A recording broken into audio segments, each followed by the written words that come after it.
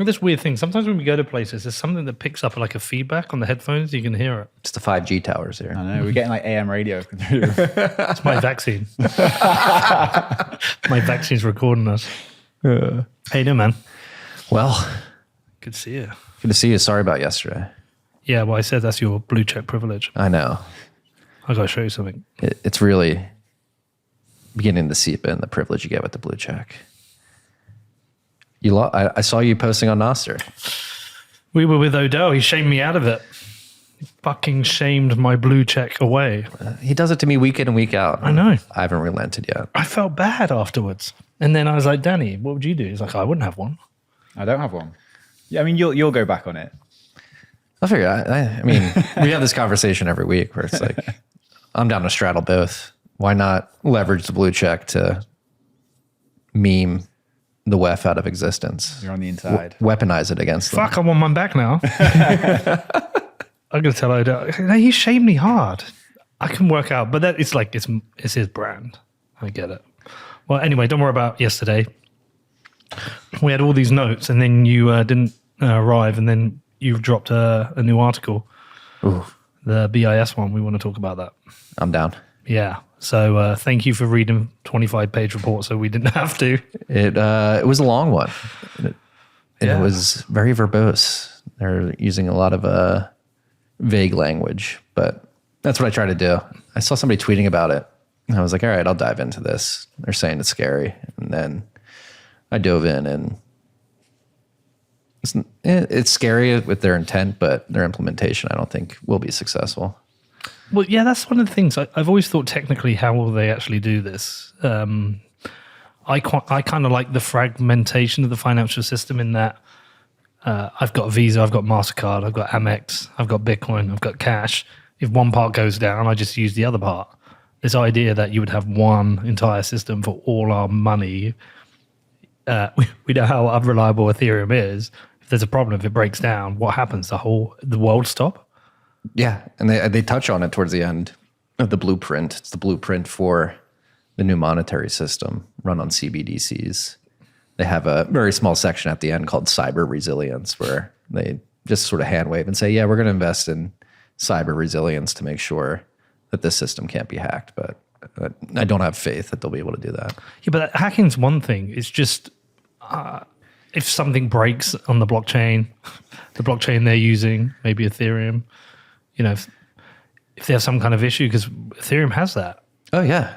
Like, what happens? Does the world just stop? Because the world doesn't stop if Visa goes down, because you find an alternative. No, they'll just do rollbacks. So, I mean, it was funny because today, I don't know when this was announced, but it seems like Brazil is using ERC20 tokens to issue their We got it ready. CBDC. And I think they're saying, yeah, we're going to be able to print as many tokens as we want. We could do rollbacks whenever. Yeah, we were reading this earlier. Brazil's CBDC pilot contains code that can freeze or reduce funds, Dev claims. Yeah. So that's what they'll do. It's all window dressing. They're going to have the same control, just putting a new spin on it. Yeah, I'm kind of in this like mixed place, Marty. I'm like, part of me is like, they're going to try it, but ultimately it won't work and they'll have to give up on it. And I still can't, in my head, I still can't understand exactly what is the role of Visa in this, MasterCard, what's the role of, the current financial system. Do they take over all of it? I don't even think they know. I think that's the funny thing about this is that reading through the blueprint last night, I spent about like 2 hours going through it and then another 3 hours writing. And as I was writing, I was rereading, and it's not very coherent. There's a lot of contradictions in it. Like, for example, they say that there's going to be a lot of data sharing. They're going to leverage the compliance that already exists in the incumbent system and sort of port that into the CBD system. And so with these tokens, personally identifiable information will be associated to the tokens. Somehow they're going to leverage the information that these banks and financial companies already have to sort of import that into the CBDC. And then later in the blueprint, they're like, well, actually, we're going to ensure that user privacy is protected, and we're going to set up the contracts in a way where you can delete the data within the the smart contract, which completely contradicts what they said earlier in the blueprint, which is if you want to be a part of this system as a private entity, sort of plugging into our CBDC platform, you have to send and receive information on your users between each other if you're sending between participants. But the privacy thing's probably just a flag wave because yeah. would be the immediate concern from civil rights groups. Oh, yes. And just individuals. Yeah. I don't trust them. Okay, so let's walk it back. Explain who the Bank of International Settlements are. The Bank of International Settlements, I don't know their exact function within the overarching World of bullshit. World of banking, central banking, but they're marketed as the big boss of all the banks in the world. And so they do a lot of coordination, and that's what it seems like is going on with the CBDC blueprint. They're sort of the coordinator of getting central banks onboarded and experimenting with the stuff. They have the BIS Innovation Hub, and apparently in the blueprint, they mentioned that there's a number of central banks that have already run CBDC projects within this Innovation Hub, a number of different projects running in parallel. And it's a small list of central banks. I believe it's France. Yeah, there we go. France, Malaysia, Thailand, UAE, Hong Kong, Singapore, Australia, South Africa, and the Swiss National Bank. So I thought this was interesting because of the banks that aren't on this. You don't have the ECB, but you do have the Bank of France. Obviously, you don't have the Fed. PBOC isn't on there yet. But then you have something like the headline out of Brazil come out. And it makes you question, like, are there? Yeah, presumably they could be doing this behind the scenes. Yes, yeah. So is it moving towards one global financial system? Well, it seems like that's what they're marketing it as a platform that will enable sort of siloed networks to plug into. Yeah. And that was the weird. So this is how I think they're going to pitch it. And there's a couple of things. Number one, they're obsessed with tokenization. This whole idea of tokenizing every asset and making it fungible, using the platform as sort of the settlement network between the siloed networks that will plug into it. And then two, unit of account. I don't know how many times exactly the phrase was used throughout the blueprint, but they used it quite a bit. And it seems like they're trying to project authority on what can be deemed as a unit of account. And their whole pitch is that the crypto industry is obviously not tenable. And the reason it's not tenable is because crypto networks are fractured and they have different liquidity profiles, though they do have good ideas. And the only way that idea can be implemented successfully is if we, the BIS, and member central banks and private institutions sort of build the same thing, but use this unit of account. And they're trying to project authority on what can be defined as a unit of account. So these things, Helvetia, Jura, Genesis, Dunbar, Enbridge, and Dynamo, they're different projects. Different projects, yes. Okay, so they're testing different things. Tokenized assets, settlement in wholesale, CBDCs. So is that essentially money? Well, that's the thing. Even tokenization is such a vague term. Yeah. Like, I don't know precisely what they actually mean by that. I mean, they're running. Oh, that's the other thing too. They're like 6 years behind everything we've gone through in this market. And they're fumbling through the concept of tokenization themselves right now. And there's another section. I actually didn't mention it in the newsletter, but they focused on tokenizing supply chains, and it didn't make any sense. We've been through that, haven't we? Yes. Tomatoes on the blockchain. Yes, exactly. So they went through. Hey, we'll be able to basically track supplies on chain and create smart contracts that release capital when certain metrics are made. And that's the thing these people don't realize. The only connection between the physical and the digital world in the cryptocurrency space is via proof of work, turning electricity into hashes that produces the only token worthwhile, which is Bitcoin. And they haven't rocked yet, like with the supply chain stuff, like on the blockchain. It could say that your tomatoes have been delivered from New Jersey to Florida on the blockchain, but in reality, they're not in Florida. And so, no matter what the blockchain says, there's no connection to the The real physical world realm, connection. really. It's the shit in, shit out. Jura, cross-border settlement with wholesale CBDC. That sounds like something to prevent cross-border money laundering.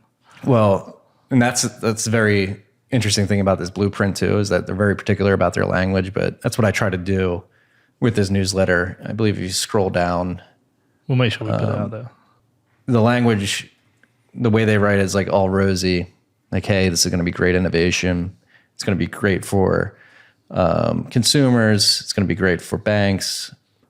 There you go. However, if you dig in, so here it is. It would hence require significant harmonization effects across jurisdictions. So they particularly mention cross-border payments. For example, unified ledger for cross-border payments would require seamless interoperability across private payment service providers and central banks located in various jurisdictions with different regulatory and supervisory frameworks. There's going to need to be significant harmonization efforts across jurisdictions. And that's consultant speak for, hey, we're going to have these rules. And if you don't comply with these rules, you're not going to have access to the system. So you're not going to be able to send cross-border payments within the system. And we're going to try to make the system the global monetary system. So if you don't play by the rules and you want to purchase goods from another country, too bad, you're not going to be able to do it. Which means everyone will have to agree to the worst set of rules for the worst case scenarios. Huh. Can you scroll back up to that table, Danny? I just want to, because that's kind of interesting. So tokenized green bonds and delivery carbon credits. This is my favorite. Hey, listen, I'm fully Marty Bent on this one. No, it's like, again, it's It's compliance and coercion. compliance and coercion, but it's also hilarious how out of touch these people are. And like, again, they're like years behind LARP. So that was like the joke I wrote in the newsletter is like the next time your government decides to invest hundreds of millions of dollars in the next Solyndra, which I'm not sure if you're familiar with the Solyndra, the Obama administration put something like $535 million into this solar lens company, like really trying to stoke investment in solar, and it was an epic failure. It collapsed. Taxpayers did not make any money on those bonds. So that's the joke. Like they're basically saying, hey, you can invest directly in bonds that will then get invested in green energy initiatives. And it's like, yeah, like you can now invest directly via CBDC in a bond in the next Solyndra. So the value add is that you can watch your investment evaporate in real time in your CBDC investment app. Like, okay, we've got Dunbar international settlements using multiple CBDCs. Okay, I kind of understand what this is. Enbridge multilateral payments using multiple CBDCs, and then Dynamo smart contract programmability and trade finance. DeFi. Fuck DeFi. Global regulated DeFi. It looks like it feels very much like a Vitalik project. well, that's what I said. It seems like if I were to deduce what they're trying to do in one sentence, is that they want to fork Ethereum, add the ability to print and censor at will, and leverage their smart contracting platform. Like if it wasn't sinister, you'd look at it and go, oh, that kind of makes sense. Like if you wanted to create the most sinister global financial network, they've thought of everything. Yeah. Well, and that's the thing with the insidiousness. Well, it's like, I don't know if it's insidiousness or incompetence. I do think these people are hubristic enough to believe that they are the only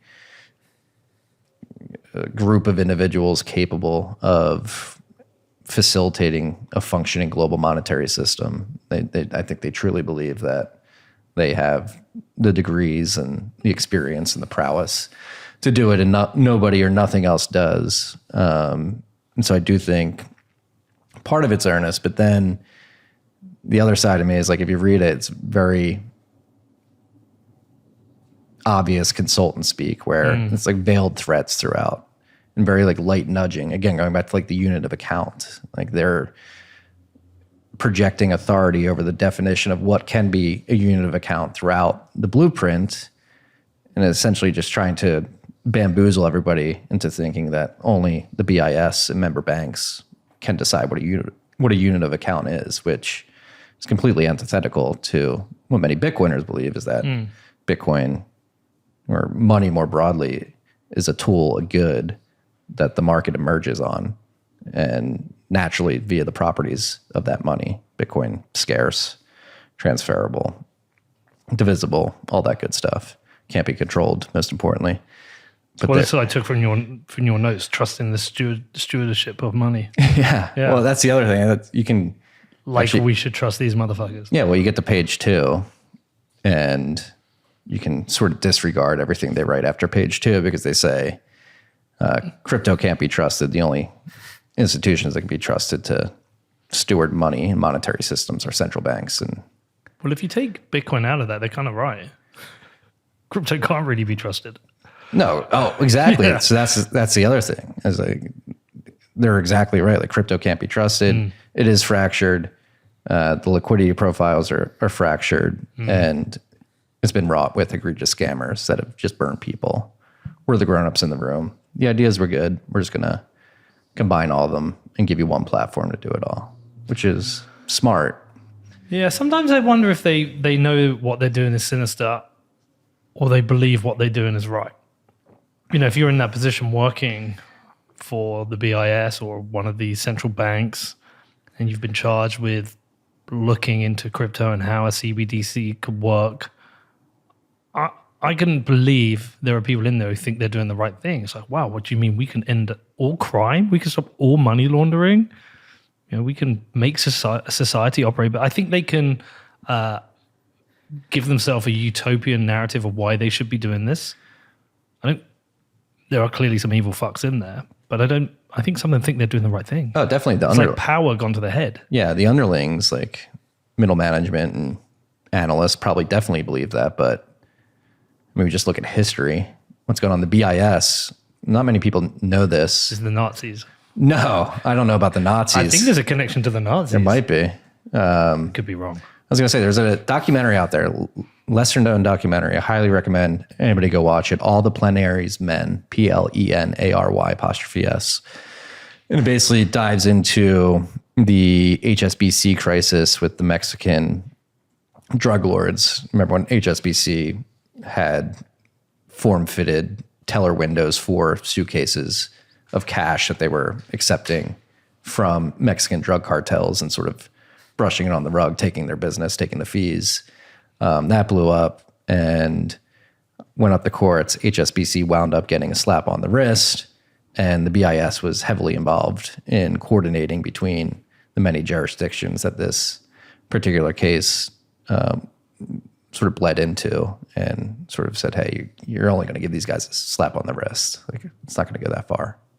Mark Carney, I believe is the former Bank of England guy. He was involved in that as well. What? Yeah.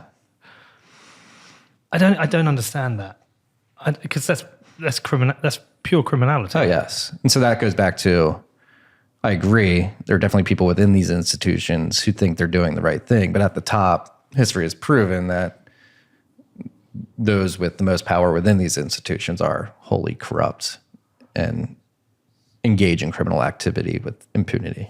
Did I slander them with the Nazis? No, it does say there's been some allegations, but I didn't see anything solid. Let's just say, yeah, fuck them. Yeah, fuck 'em. So they don't mention Bitcoin at all? They don't. No. Which is interesting. And I can't tell. I say, yeah, it's either three things. They either think Bitcoin and crypto are the same thing. I forget exactly what I said, but basically they think Bitcoin and crypto are the same thing, or they know exactly that Bitcoin is the biggest threat to their livelihoods and existence that exist, and purposely didn't mention it by name and or tried to sort of bucket it in with the rest of crypto. Yeah, I mean, there is a scenario where they perhaps think Bitcoin sits alongside the CBDCs, which it almost certainly will for a certain period of time anyway. So I didn't talk about when Matt was here the other day shaming me for my blue check. He was like, you'll buy the CBDC. And one of the areas I wanted to get into with him, I didn't get round to it. I was like, I might not have a choice. There might be a time where I might not have a choice. There's like a reality of running a business and being a parent. If the UK launches CBDC and exists, and it is the only money, and I have businesses and children, well, what's my revolution? How do I escape that? Can I live on Bitcoin only? Is that actually possible? If there's no cash, if there's only CBDCs, because there is a war on cash as well. It's like, I was trying to be honest, and rather than just say, no, I won't use it and signaling that. It's like, there's a reality I might have to. There might be I don't know if you thought that through, but there might be a period where we have the two together. There's many different paths we can go down. That's certainly one. And I mean, we saw this in 2020 with the lockdowns, right? Like there was people who drove the hard line saying, I'm not participating in this, I'm not wearing the mask. And they did that, but their lives were significantly hindered to a degree, their quality of life. But they stood, made the principled stance like, hey, I'm not going to go along with this. It was a very small subset of the population. Hopefully that serves as a lesson for future infringements on civil liberties, which the CBDC would be. And I say this, and people don't like when I say this, but I do think it is going to take like massive civil disobedience, people standing up and hitting the streets, refusing to. Why do people not like you saying that? It seems like an obvious answer. Because my next question was going to be like, what do you do about it? Because I've talked about it on the show before. You probably didn't hear it, but I had an incident where I was on Facebook and I just wrote a post about the threat of CBDCs and why they're a dystopian nightmare. It was after they announced Bitcoin. Did you hear Bitcoin? Yeah. Fucking Richie Sunak. And I was like, just so you're aware, this is what it is. This is where it exists right now in China, and this is how they use it. They can restrict what you spend money on. They can stop your access to transportation if you don't say the right things. It's like a dystopian nightmare. And one of my friend's mums blocked me. She replied, she said, I'm fed up of your conspiracy nonsense, and blocked me. And I was like, Jesus, like, how do you present this to a large group of people and have them realize, like, this is really bad? Yeah, it's going to be very hard. And I mean, likely impossible to wake people up. And the reason people don't like civil disobedience when I say is because it's typically followed up like, we literally need a revolution to avoid this stuff. And the R word really rubs people the wrong way because it highlights that there will be direct conflict with authorities, whether that's physical or not. And that just scares the crap out of people. But I do truly believe that we need a revolution today in 2023 globally, here in the US to a certain extent, or to a great extent.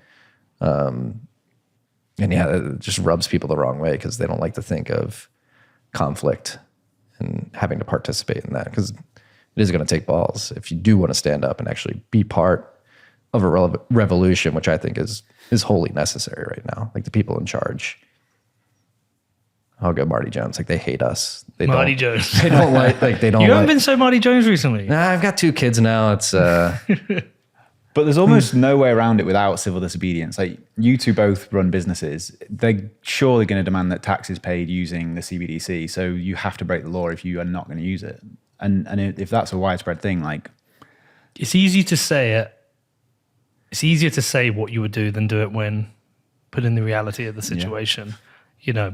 I own 3 businesses. yeah. Do I want to lose all 3 and lose cannot pay my mortgage so my kids don't have a home? Like all those things you have to think through. There may be a chance that you could operate on Bitcoin only. Who knows? But it might be unlikely. It's a lot you have to think through. A lot. You might have to, like having the blue check and meme them from the inside. You might need you have to use a CBDC and fight from the inside. But Marty, we're already in a revolution, really. We're in Nick Carter's peaceful revolution, right? We're trying it now with Bitcoin. Well, that's the hope, is that we can avoid physical conflict by simply defunding the system that is oppressing us. Not globally. Blackrock hope. No. I mean, we'll come back to that. That's a distraction. BlackRock are like, pump our bags. Yeah. Just if you're out there, do not buy the BlackRock ETF. That's not the way you should get exposure to Bitcoin. in the US, obviously you've got state and federal tax, which we don't have in the UK or in Australia. But if like Florida have said they're not going to accept a CBDC, is that actually gone through? I'm not I don't know. sure. I saw DeSantis try and put into law that I saw him definitely do a speech on it, that they were trying to legislate that they will never have a CBDC in Florida. But assume they pass that, could the federal government still demand payment using CBDC? Certainly. Right. And that is a trend in the U.S. A trend in the U.S. that I've really liked over the last few years is individual states asserting their autonomy. Yeah. Part of the reason why I moved to Texas and live there now, Texas sort of put their foot in the ground and said, hey, we're going to respect the civil liberties of our citizens. You can come here, work, move around, and operate throughout the economy without worrying about lockdowns. And yeah, I think it's going to have to go to that level too, where if the federal government gets even more overbearing than it is right now, I think you're going to see individual states, Tennessee, Texas, Florida, Wyoming, stepping up and say, hey, we'll protect you if the federal government tries to come after you. And Florida's made some moves like that, in Missouri as well, saying that federal agents aren't allowed to come and harass our citizens for certain things. That's why I think the US is in a better position to reject this compared to where we are in Europe. We're everything's centered ground. This polarized world that you have here in the US actually has. Sometimes I think it's not good. For a certain reason, I don't think it's good. So I think they fight on everything. And the reason I think it is great. You know, when the lockdowns came in the UK, I mean, it's very clear. I was like, yeah, well, this sounds like good because we're like that. We're all center ground. There's very little pushback and challenge. Whereas here out in the US, there is a lot more challenge. And you know, if you have 5, 6, 7 states saying absolutely no, that might become a big issue. Yeah, and I mean, we're seeing it too. Like there's microcosms of this in the Bitcoin world as well, like particularly around the mining industry. If certain states standing up and saying, hey, we're open for business, Bitcoin miners come here, do business, Tennessee, Texas, Wyoming, North Dakota, South Dakota, Kentucky. And then you have others like New York State that are like, no, get the hell out. And that's the hope, is at the end of the day, like the free market will prove the states like New York, like you're idiotic to do that. And the states that welcome this and reap the benefits from the tax revenues, the grid stability, the efficiency gains with stranded energy sources will win out economically in the long run due to all the value that will be accrued from the economic activity provided by the Bitcoin mining industry. Let's flip to that. Talk to me about what's happening with that in Texas specifically. But I had the question, is like, we hear a lot about Bitcoin mining in Texas and what's happening with ERCOT and the grid stability. We've seen it. We've spoken to people. I was more interested then, is like, well, are any other states following Texas? You're a lot closer to it than me. Yeah, I mean, here in Tennessee, there's a lot of mining up in the northern part of Tennessee, southern Kentucky. They're really leaning in. Parts of Pennsylvania, if you get outside of Philadelphia, it's pretty red to the west of Philly. So a lot of areas in Western PA are embracing mining. But yeah, and across the spectrum of on-grid, off-grid, it's happening in these states. And the grid stability thesis is being proven out in Texas. Obviously, earlier this summer, it got really hot. Miners turned off. Riot just posted financials. They made a crap ton of money when they did that, more than they would have mining. That pisses people off, though, doesn't it? Because they don't understand what's happening. Yes, it does. But another thing, that's what Pierre has been really good, getting ahead of the curve here. One thing, when that particular demand response instance last month, the day ahead hub pricing was predicted to be $1,000 a megawatt hour. And it wound up being $250 a megawatt hour. And that was... What does that mean? Contextualize that for us. Like the ERCOT was forecasting the demand that the grid would have to supply the day ahead. So they do day ahead pricing or predictions. They do real time pricing, but they'll have like day ahead estimates, what they think it will be based on how hot it's going to be and how much electricity they think is going to need to be served to the grid. And yeah, in this instance, the day ahead pricing was predicted to be $1,000 per megawatt hour, but it wound up being like 250 to 275. So why such a difference? I think miners had a big, like a big part of that, where they shut off, deliver that electricity back. So they reduced that demand. So, it's because you're not getting the peak spikes anymore. And so, Well, you're getting the peak spikes, but you have this interruptible load. It's like, all right, the spike. But you've got more capacity to play with. Yeah, there's a lot of capacity coming on. And the miners release capacity back to the grid. Do we know how much of the hash rate is in Texas as a percent of the US and then globally? I think the highest estimate I heard was like 25 to 30% Of the hash rate globally in Texas? at one point. Wow. Right after the China ban, but I think that's fallen as mining as distributed here in the US, and then it's growing massively in Latin America, South America, Argentina, Paraguay specifically.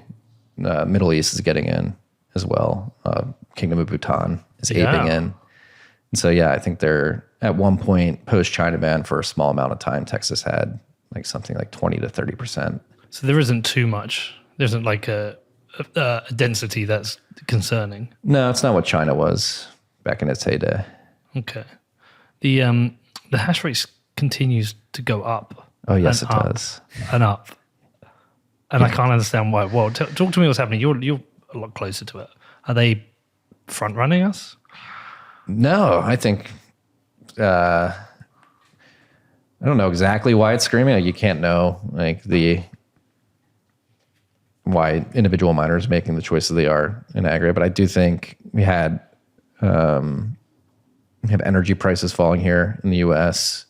We had the pre-orders from Bitmain and MicroBT coming on the market that people bought, or they finally got them delivered, plugged them in. We're getting more infrastructure built out. So that's like the thing the last couple of years, rack space in the US. So actual physical space and connections to grids and substations was not there for miners. And so a lot of infrastructure has been built out over the last 2 years that has increased capacity for people to plug in ASICs. So that's been happening. On top of that, the machines that are coming out are extremely efficient and high hashing. So you're just adding incremental efficiency of the individual machines. And then people are getting smarter with older machines too, figuring out how to sort of moonlight them in places with lower electricity costs. So and then obviously you have the sort of mad dash for hash globally. It's not just happening here in the US, it's happening everywhere else. People are waking up to Bitcoin mining more specifically, and they're starting to build out infrastructure where they are. And it seems that MicroBT and Bitmain have been able to keep up their production on the ASIC side of things. So they're going to keep producing and selling. It's weird. I feel like almost over the last 3 months, like even that recent, it feels like we've turned a corner in the narrative of Bitcoin. Yeah. Do you know what I mean by that? Oh, yeah. BlackRock entered. Well, yeah. I mean, Blackrock helps. That's definitely. We were at the event last night, and it was Harry. What did Harry say specifically? He said, "Just look at the signal that this is. This is Larry Fink. This is BlackRock telling every institutional investor, everybody who looks to BlackRock for their guidance, Bitcoin's fine. Yeah, Bitcoin is okay. You can buy Bitcoin." Yeah. I mean, it's a massive signal. I'm not a big fan of Larry Fink and the way BlackRock and the vanguards of the world operate, but there's nothing we can do about them getting in. It's an open network. They can acquire Bitcoin and give their clients access to Bitcoin products if they want it. And I think that's where the signal is. I think BlackRock's hand was forced where they had so much demand from clients saying, hey, we want access to Bitcoin. Could you please give us a product that allows us to get exposure to this asset? And they finally had to relent and sort of change tune because they saw all the fees that could come in from that. And you think it's come from there?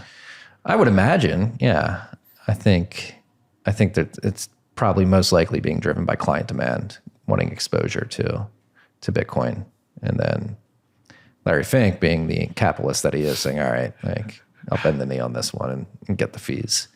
Yeah. But on top of that, BlackRock obviously is the most recent, but we've had the banking crisis here in the U.S. I think we've had 3 of the top 5 bank failures in U.S. history in the first half of this year. And you had a lot of really well-off people wake up and realize that they didn't have access to their money. Yep. Obviously, some of those banks got bailed out. Some of them got bought up. And I think that sent a signal, counterparty risk signal to the market, like, hey, do we actually own our money? which is leading people to be like, hey, maybe this Bitcoin thing does have some validity behind it. And then for some reason or another, whenever we get within a year of the halving, people start paying more attention. And I think This is an insane chart, by the way. yeah, It's crazy, isn't it? Yeah, because you look at that 2008, I know Washington Mutual Bank went, but you had so many banking failures, so many regional banks. And then essentially on the right, we have this snowman of First Republic, Silicon Valley, and Signature. These just three that went. It's kind of crazy that there's not like a grouping of smaller regionals that have gone with it. It's weird that just these three have gone. not yet. That's because Not yet. Do you think more's coming? BTFP program. So that's I what think saved I them. think more would have gone if they didn't initiate that so quickly. Well, and that's the other thing too. Again, talking about language and framing from the people in authority. These really aren't regional banks. Like, look at that.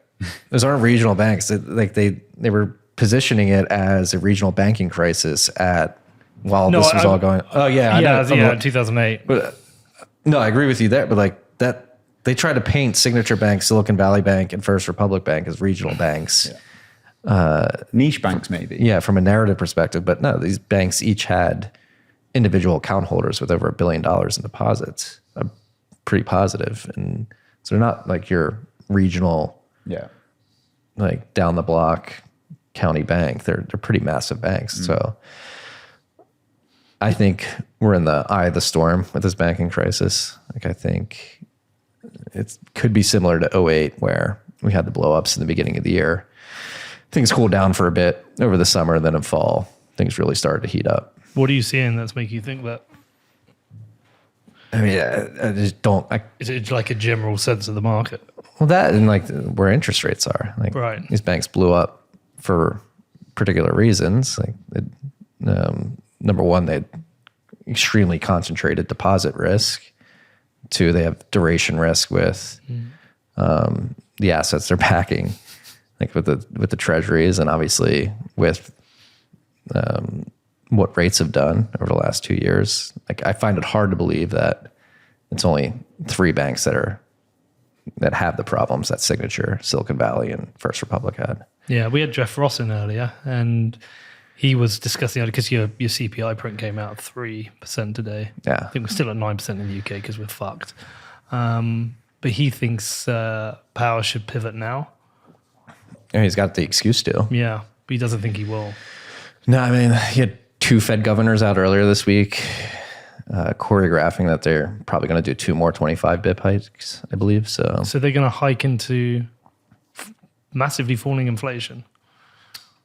sounds like it. Damn. It could. Who knows? Yeah, but it does feel like that narrative change, which is good. It's I almost feel like any journalist now who comes out with a critical Bitcoin, the typical bullshit FUD ones we get, it's kind of it could become, well, it's becoming an embarrassment and potentially career risk. The credibility be shot. I'm just wondering if the whole Blackrock thing does lead to more of that. More positive articles. Will we see a New York Times that Bitcoin is good for the environment article? Because when that happens, we're done. We've won. Yeah. It's all over. It could get weird. We could find ourselves at a point where it's like, wait a second. What are you saying about Bitcoin? I might have to retweet the New York Times. I don't like Bitcoin anymore. Yeah, Marty Jones may become a gold maximalist. Yeah, fuck this shit. No, but I mean, it's going to happen inevitably. And yeah, who knows? Maybe things aren't that bad behind the scenes, and the people at those levels of the financial and banking system are like, yeah, like maybe we need this as an escape valve to sort of back into as things hit the fan here. Because if you look at, we just expanded the national debt here in the U.S. by $1 trillion in 34 days. That's 3.2% month-on-month growth. That's insane. Yeah, and Luke Woman says another 2.4 trillion by the end of the year. We tried to do the math. We figured it out, and we think it will be over the year. It'll be about equivalent to the entire tax receipts, which is 6.3 trillion. They'll print that in 1 year. Yeah, we're definitely not getting 6.3 trillion in tax receipts. It's way lower than that. Oh, is it? Yeah, this year I think it came in 30% below estimates. It had to be like between 3 and 4 trillion, I would imagine. I still want to understand, where is this money going? Where does, if your tax receipts should have been 6.3 trillion, But you now have to print 6.3 trillion. Where the fuck is that money going? It doesn't make any sense to me. I can't even understand. No. I don't. I mean, so the government, if they're expanding their debt, I guess they have to issue more treasuries, right? And so they're creating treasuries.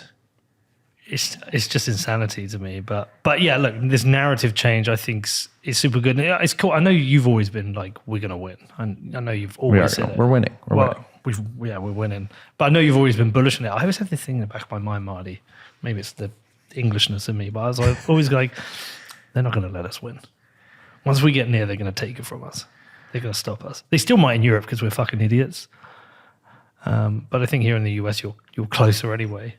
No, that goes back to like, we don't need them to let us win. We are going to win because we're going to take agency over our lives, over our futures, over our children's futures. And it's already happening. Like the protocol's being built out. There's a whole industry being built out around it.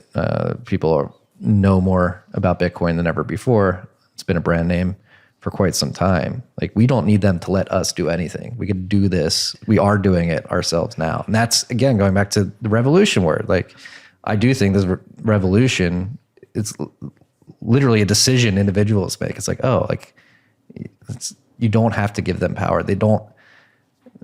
In many ways, they do have power over you with what they've erected. But at the end of the day, if you get a critical mass of people essentially making a decision and changing their minds to say, oh, I don't need them to let us win. All I have to do is download this software, receive Bitcoin, send Bitcoin, and we can win.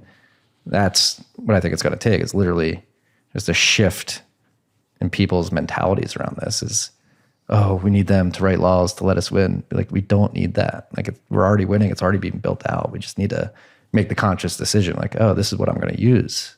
Like, Bitcoin is what I'm going to do. That's definitely a cultural difference between Americans and us, isn't it? Well, no, I agree with Marty. That like they're definitely going to try and stop us winning. What I'm saying is that kind of that idea that we don't need.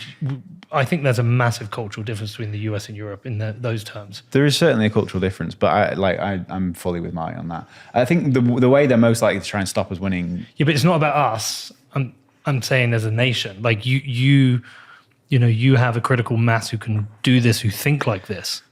You carry guns, freedom is embedded in your culture. We don't. I'm saying that goes back to that point of trying to explain CBDCs to people. Like, we just don't have that in the UK. We don't have this historical, we don't have this birth based on establishing freedom from an oppressor. But when it starts, that'll change. Like, when people do start controlling what you can spend your money on, that'll 100% change. Yeah, at a different pace. Well, perhaps. I'd love it to be different. Well, this problem's global. Of course, yeah. And so that's, I think we can compare it to the American Revolution, which we just celebrated last week, and really use that as you can fall back on like, oh, culturally, historically, the Brits don't have this mentality Americans do. But I do believe this is like a global problem. Like, if it's going to be essentially global CBDC slavery. And so this is a problem that's bigger than the US versus Brits and the different mentalities. Like, it's a global problem that we all need to take care of as an American, as Brits. Like, and I think that creates a unique sort of time in history where individuals, no matter where they are, globally, no matter what flag you live under, like, really just have to adopt the mindset that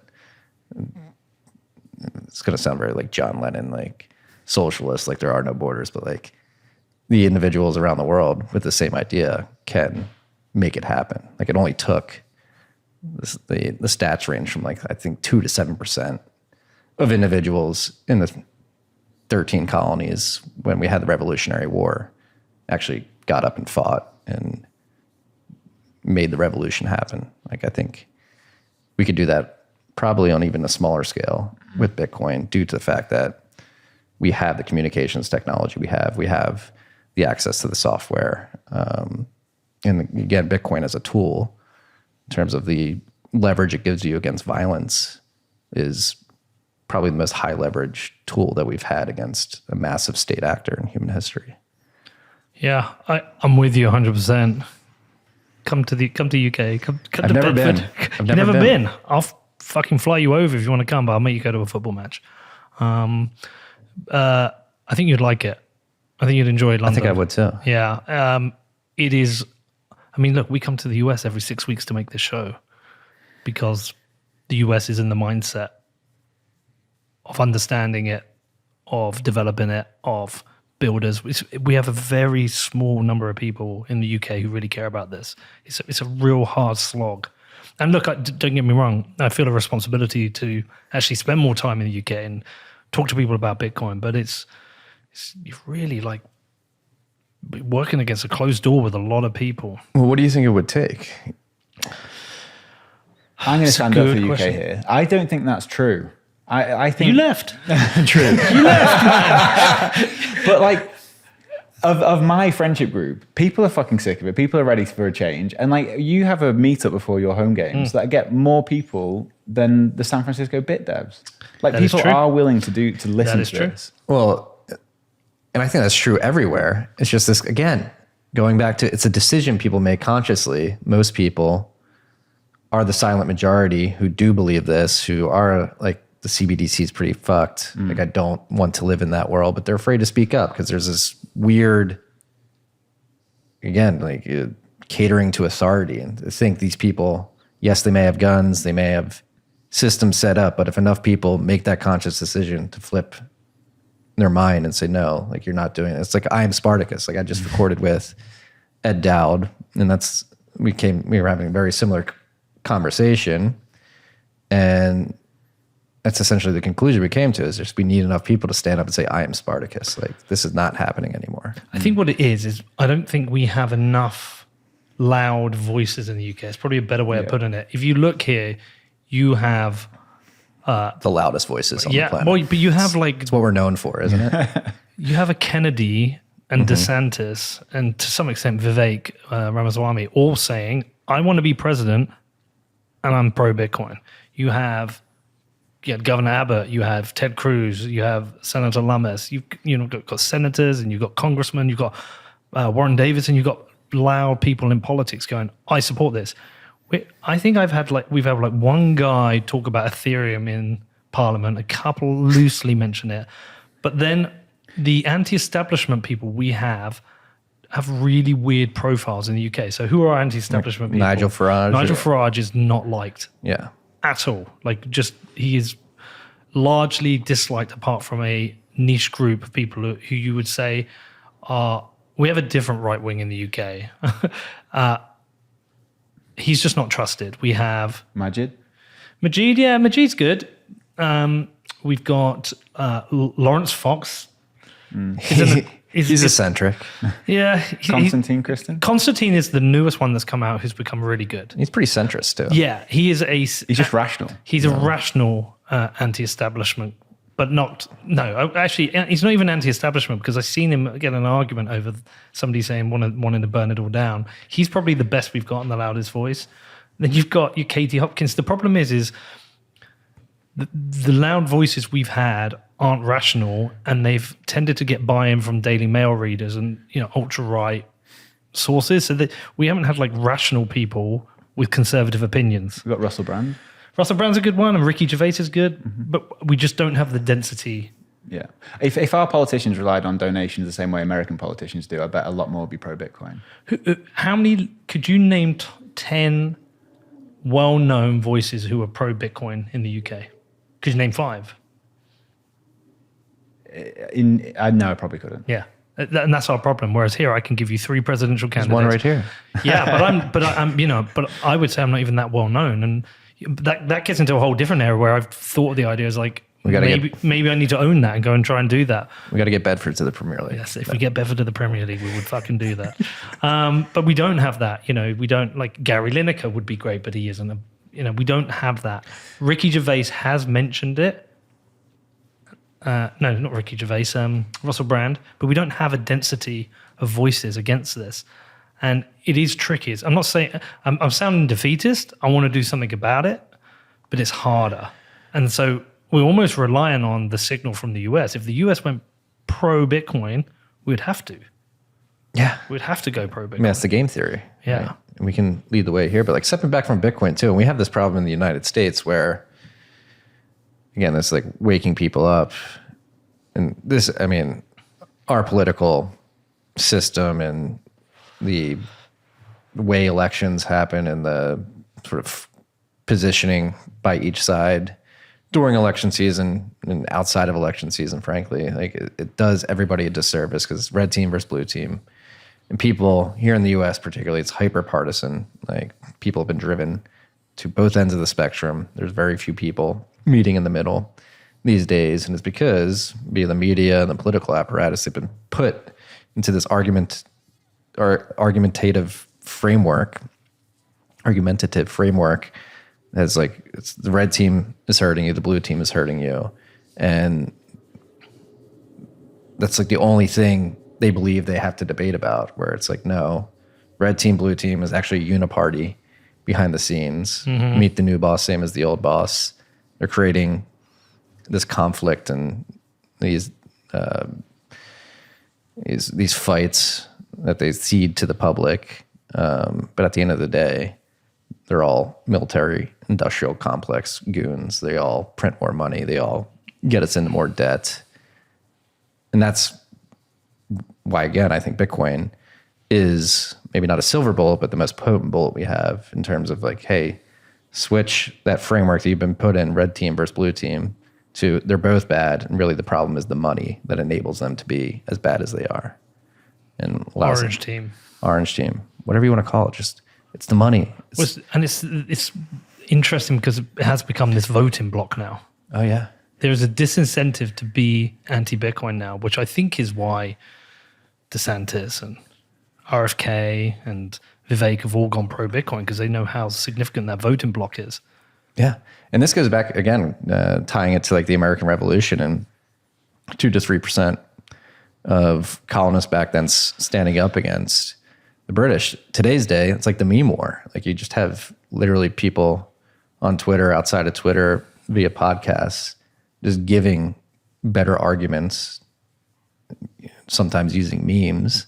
And due to the fact that we have all this communications technology, social media, YouTube, all that stuff, like the message just gets compounded significantly. And so the universe of hardcore Bitcoiners that I would define as individuals that really understand what's going on, how the protocol works, how it fits into the political landscape of the world today, and what it can do from a monetary perspective is very small. But that small universe of people has had a crazy effect on the discourse. Like fiat money, I think Ron Paul was the first with the baton, ran through the door, made it end the Fed very popular. And then Bitcoin came, and you had like Michael Goldsteins and the Pierres and the Saifedeans and others really create this sort of meme culture or just a very tight narrative about what Bitcoin is and how it can fix the world. And very few people have run with that and gotten Bitcoin to the point where US presidential candidates feel forced to make it a part of their campaign. I will be interested to hear if Trump turns pro-Bitcoin. I don't think so. That's the one thing. Trump with Operation Warp Speed, I think it's something. If he were smart, he would backpedal and say, "Hey, I'm sorry, I did that. I'm sorry, I locked you down, and that this happened." But his ego won't allow it to happen. He does not. That's like something he's well known for, is never apologizing or saying that he was wrong. It's just something with his personality that he won't do. So I don't think he'll do that with Bitcoin. I think he'll double down. Like, now the dollar is the reserve currency of the world. Bitcoin's bad, and attacks that. The kind of game theory doesn't work. If you're the favorite candidate to go out on a limb and back Bitcoin, it makes much more sense if it's like the asymmetric bet, isn't it? Yep. If you're the underdog, it makes more sense to put that as part of your policy. Yeah. My biggest fear is a Biden versus Trump election here again. It's It's just 4 more years of it's just same bullshit. shit, more partisan, more fighting. I think there's a chance that it might be RFK against Trump. He's growing quick. It's reminding me a lot of Trump's lead up to the 2016 election. That idea that you can grow in popularity through podcasts and social media, which he's doing. Yeah. He's up to 20%, did we see? I think on one of the polls it was close to that, yeah. We were looking before, we were asking for, I had Dennis Porter in. I was chatting to Dennis about this, and I was asking him the question, because he knows a lot about American politics and history. He actually emailed me about this. I said, has it ever been thought before that a sitting president has lost the nomination going into an election? And the last time was something like 1856. But yeah, like I wonder who responds to this Quinnipiac poll, because I find it hard to believe that Biden has 70% support Amongst the Democrats. can you see if there's any other polls? Yeah. That's just amongst the Democrats. Even still, is that surprising? Yeah, that dude can't even speak. He literally can't even speak. Can't form a sentence anymore. And I think, and you see it, you're beginning to see it seeping into media. The media is starting to turn against Joe Biden. I mean, obviously with the Hunter Biden stuff. Yeah, that's going crazy. on, looks like that's setting up to be a scapegoat to get him out. Who you think that might happen? Oh yeah, I would bet on that happening. So they will use that as the excuse because I it's an interesting one. I don't think Biden beats Trump in the next election. God, no way. They're going to try and replace him with Gavin Newsom or Michelle Obama. That's my bet. Yeah, it feels a bit too late for Michelle Obama. I don't know. You really? Think on the Democrat side, like if an Obama comes back, I could see people rallying behind her. I or watched him. the Hannity interview with Gavin Newsom. Did a good job. He's I'm a not a fan. scumbag. He's a scumbag. I know, and I know what people think of him, but he's a very smooth operator. They're all scumbags. Yeah, true. That's the thing, like particularly here in America, like that's voting harder. Like, yeah, I like a lot of the stuff RFK is saying. Yeah, I liked a lot of the stuff Trump was saying, drain the swamp and all that. And I do think RFK is well-intentioned, but the apparatus is set in its ways. There's no changing it from within. I think Trump proved that. And again, this is why I read Bitcoin. Right? Would you not? So you can just say it's none of my business, but would you not even vote now? Are you just disinterested? No, it's not worth it. Yeah, It's a humiliation ritual. yeah. I haven't voted in the last two. You know, UK it's illegal elections. not to vote in Australia. You get fined. Really? Yeah. Can you spoil your vote? Yeah. But you have to go in and actually put something in the ballot. Interesting. I'm not sure what I think of that. I don't think you should be mandated to vote, No, I agree. I don't think you should. but I think it's kind of interesting. Yeah, no vote is a vote in a way. Yeah, That's how I view it, at least. I drew a duck on my last one. Voted for the duck. There's nothing up there on RFK. No, this is just the... You want RFK against Yeah, I just want to see. Trump? I want to see RFK against anything. I'm just interested to see. The interesting thing you can see with RFK is that he's already getting trapped by politics. So I think he's been asked a couple of times. Is there any area where the left goes too far? And he's avoided the answer in the question because he wants the Democrat vote. Yeah, mutilating children is something that you should be able to say off the bat. I think that's quite an easy one. But he's I think he's interesting. I do too. Yeah. Like of anyone recently in recent history, I think he's one of the most interesting politicians. He's clearly having to play the game, and it's not just the Bitcoin thing. And I think he raises interesting points with regards to vaccines. I don't think he's entirely right across the board, but you don't have to agree with one entirely to know they're a better representation of the electorate. Yeah. And I think he is. I just think we've reached a point where it's not scalable. The You need a great team politician. government's too big. Yeah. That's Bitcoiners. They're essentially a gray team with a tinge of orange. Like, Had you heard of that great team thing before Balaji? no. Did you suddenly feel like, oh, I'm at home? Yeah. Yeah. Yeah. Made a lot of sense. But no, this is why, again, the thing that frustrates me about the US and the circus around elections. That's the thing. It's exhausting. It's every 18 months, like another election cycle starts up, and you're like forced again into this argumentative framework where like you're forced to focus on politicians because you have the presidential election, then you have midterms. It's just all a waste of time where I've sort of resigned myself to focusing my efforts on Bitcoin, whether it be through the podcast, the newsletter, 1031, the mining, like build the future you want to see. You do not have to wait for these politicians. You do not have to vote for the change to happen. Like Bitcoin gives you the agency to make it happen today. Isn't it funny how many things you can get involved in as well? Because you started with, did you do the newsletter first? Newsletter first. Yeah, and then you started a podcast. Podcast. And then it was the mining, was it? And then it was mining. And now you're part of a fund. Yes. I started a podcast. I bought a football team. I bought a bar. I'm starting investing. Like there's just that Bitcoin cheat code just opens up all these doors. I don't know how you're doing it and fitting in because I know I'm fucking by the skin of my teeth. But some days, I mean, I can't get through everything. I mean, I tell you, I don't know how you travel as much as you do. Well, I mean, I have Danny. Danny takes a massive load off me. That means we can get more done. But the travel's getting tiring, especially we've added documentaries to it. So we're going to Argentina next week. Oh, that'll be fun. Yeah. So that's just. Yeah, but for me, it all compounds. Like it started with the content. Yeah. And before that, it was just being obsessed with Bitcoin. And it doesn't feel like work. It's very rewarding work, if it is work at all. But the newsletter and the podcast allow me to develop a network in the space that made me smarter on mining, made me smarter on the businesses in the space. And so it just naturally sort of rolled into getting involved with mining and then joining 1031. And it all sort of, it's all symbiotic with each other. Like the podcast and newsletter forced me to stay on top of what's going on and to understand the landscape of the Bitcoin industry and everything being built. That's why I understand mining the way I do. That's why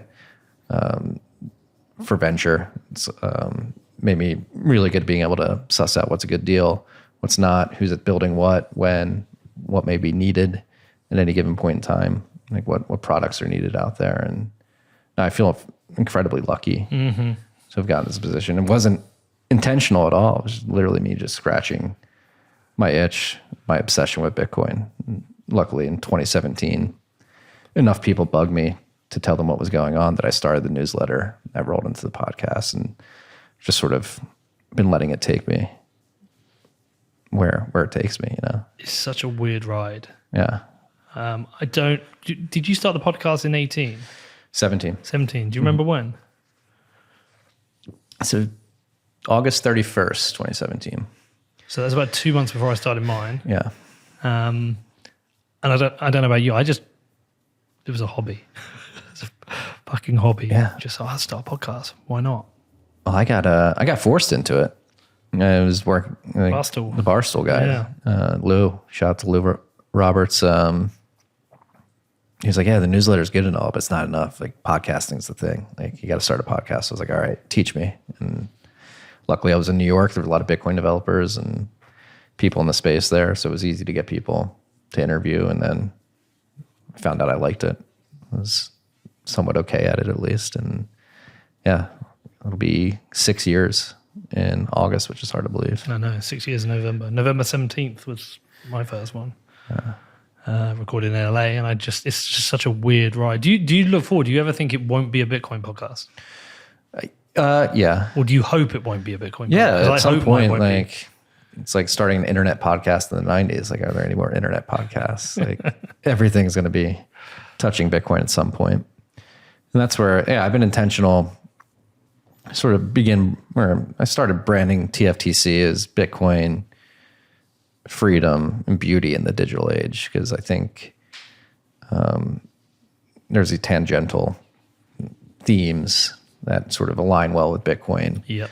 And it's always been to scratch my curiosity, to really follow my curiosity, whether it be like learning about different parts of the Bitcoin stack, learning about what's going on at the protocol level. Now it's like, okay, like what is happening with the World Economic Forum? What is happening with COVID and the lockdowns? What is happening with energy? When I got into mining, I became really curious about energy and had a stretch there where there was a lot of episodes purely focused on energy, not really Bitcoin.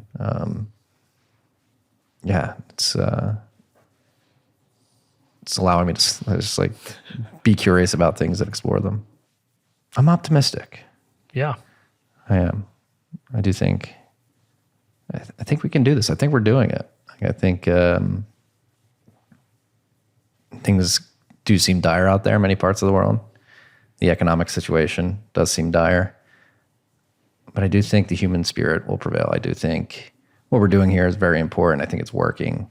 I think more people are beginning to wake up to that. And I do feel like there's been a shift, even outside of Bitcoin, where people are really beginning to wake up and say, hey, we're going a little bit crazy here. Let's get back on the right path. It's not as pronounced as many people would like it to be, but I do think things are starting to trend in the right direction. And more people are sort of waking up and saying, hey, I need to take agency over my life. I need to try to make the world a better place. And I'm extremely optimistic right now. Well, I'm with you. Like I say, last few months especially, I felt it. Last 3 months, last month alone, everything in the last month feels like everything's pointing in the right direction. Yeah. Helps with Bitcoin not being at 15,000 as well. Yeah. Where are we at? 30,000. It just keeps bouncing around, doesn't it? Bear whale. This is very reminiscent of 2015, where it just hovered between 10 and 12. Yeah. No, it was 2015. 2015 was between like 2 and 500, which is like, not 2 and 500. It was like 2 and 300. But there was a period in, when was it? Was it 19 where it was between 10 and 12? Bouncing for fucking ages. Then we had the COVID dip and boom, off we went. Look, everyone listening knows who you are. Check out TFTC. Check out Marty's Bent. Check out 1031. 1031.vc. .vc. Yeah. And mining, where do you want to send them? Standard Bitcoin. All right, man. Keep doing your thing. You too, brother.